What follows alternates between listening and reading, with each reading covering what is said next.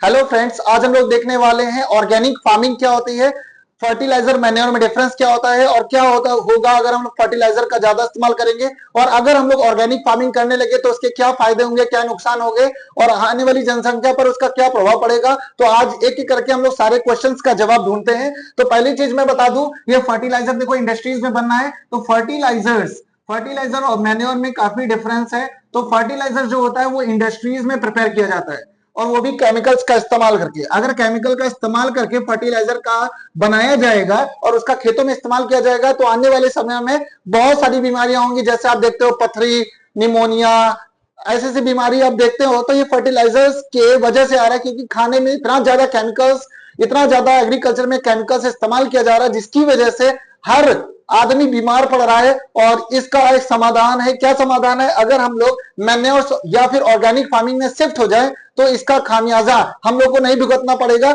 हमारे स्टेट सिक्किम ने organic farming compulsory कर दी है और 100% वहां की जो फार्मिंग हो रही है वो ऑर्गेनिक फार्मिंग हो रही है। अब ऑर्गेनिक फार्मिंग क्या होती है तो वो समझते हैं। फर्टिलाइजर्स केमिकल्स से बनते हैं और इसका इस्तेमाल बहुत ज्यादा हो रहा है। आज के मॉडर्न फार्मर्स सब के सब फर्टिलाइजर पे शिफ्ट हो चुके हैं और ये क्या करता है, पर्टिकुलर न्यूट्रिएंट्स को पेड़ खेतों में बढ़ा देता है। जैसे मान लो कि हमें नाइट्रोजन या फास्फोरस चाहिए तो नाइट्रोजन फास्फोरस वाला न्यूट्रिएंट्स एनपीके हम खेतों में डाल देंगे और वहां पर वो न्यूट्रिएंट्स बहुत ज्यादा हो जाएंगे जिसकी वजह से फसल अच्छी होगी। लेकिन मैन्योर्स क्या करते हैं, मैन्योर सारे न्यूट्रिएंट एक ही बार में देते हैं, सारे न्यूट्रिएंट्स बराबर बराबर मिलेंगे। मैन्योर्स काफी देर में इफेक्ट डालते हैं। जैसे मान लो हमने एक साल में मैन्योर डाला तो वो 2-3 साल में उसका इफेक्ट दिखेगा। तो मैन्योर से होती है खेती बाड़ी लेकिन इतनी इफेक्टिव नहीं होती और जल्दी नहीं होती। और हम लोग आज की भारी जनसंख्या में सब चटपट वाला काम खोजते हैं। तो मैन्योर यूजफुल है लेकिन थोड़ा टाइम लगेगा और फर्टिलाइजर काम खत्म, चटपट हो गया, है ना। तो फर्टिलाइजर का इस्तेमाल हो रहा है जो कि हमारे लिए नुकसानदायक है। अब हम मैन्योर में कैसे शिफ्ट हो या ऑर्गेनिक फार्मिंग में कैसे आया जाए। तो ऑर्गेनिक फार्मिंग अगर आपको करनी है तो मैन्योर वो बनाया जाएगा। मैन्योर को हम लोग क्या करेंगे, डीके करेंगे जिसकी वजह से कंपोस्ट बनेगा।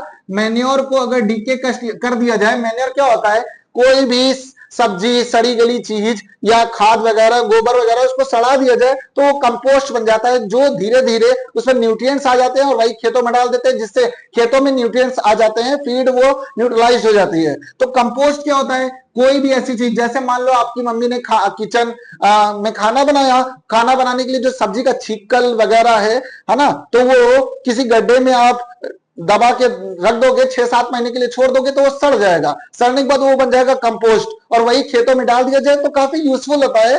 फर्टिलाइजर्स जैसा काम करता है लेकिन फर्टिलाइजर नहीं होता, है ना। मैन्योर बन जाती है कंपोस्ट। अब एक बात आपको बताता हूं, वर्मी कंपोस्ट क्या होता है। ये देखो वर्मी कंपोस्ट है। तो ये वर्मी कंपोस्ट क्या होता है, वर्मी कंपोस्ट को समझने के लिए आपको एक बात समझनी पड़ेगी। क्या बात है, तो जैसे मान लो ये गोबर है ना, गाय ने किया गोबर और इसी गोबर को हम लोग क्या करेंगे, सड़ा देंगे और इसमें 250 ग्राम तक हम लोग केचुआ छोड़ देंगे। केचुआ कौन सा, ऑस्ट्रेलियन ब्रीड का। इंडियन केचुआ तो इंडियन ही जैसा रहता है, तो ऑस्ट्रेलियन ब्रीड का अगर केचुआ छोड़ देंगे तो केचुआ क्या करेगा, केचुआ गोबर खाएगा और पॉटी करेगा, खाएगा पॉटी करेगा, खाएगा और पॉटी करेगा। अगर 100 किलो गोबर है, 100 किलो गोबर है, 100 किलो गोबर है तो उसमें से वो 60 किलो खा के सिर्फ 40 किलो क्या करेगा, वर्मी कंपोस्ट बना देगा, है ना। तो 40 किलो जो वर्मी कंपोस्ट बना देगा तो ये वाली जो कंपोस्ट है ना, ये काफी ज्यादा यूजफुल है, बहुत बेस्ट है ये। तो इसको बनाना से हम लोग ऑर्गेनिक फार्मिंग में शिफ्ट हो सकते हैं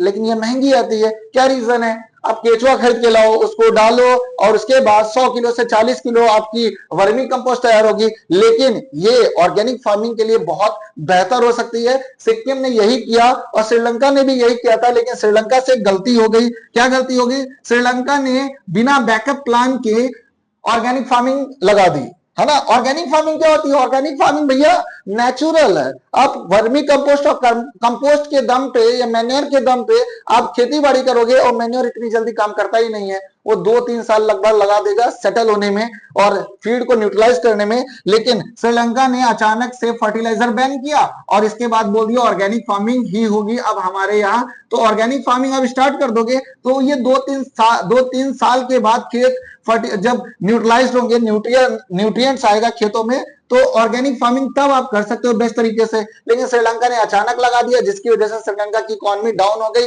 खेत में फसल नहीं हो रही है, ब्रेड का रेट ऊपर चला गया, लोग हंगामा कर रहे हैं, कौन प्रेसिडेंट के घर में घुस रहा है तो कौन उसकी तकिया लेके भाग रहा है, ऐसा सब होने लगा था। और इसके बाद अगर हम लोग फर्टिलाइजर्स की बात करें, देखो ये जो पत्ता है ना, जब आप सब्जी लेने जाते हो तो देखो हरी भरी सब्जी जो मक्खन जैसा लगेगा, पत्ता छूने में बहुत सॉफ्ट लगेगा, वो सब्जी आप मत खरीदिएगा, क्योंकि वो फर्टिलाइजर के दम पे हुई है। फर्टिलाइजर उसमें बहुत ज्यादा छिड़के गए हैं कि कीड़ा उसमें बैठने की कोशिश किया, कीड़ा मर गया, है ना।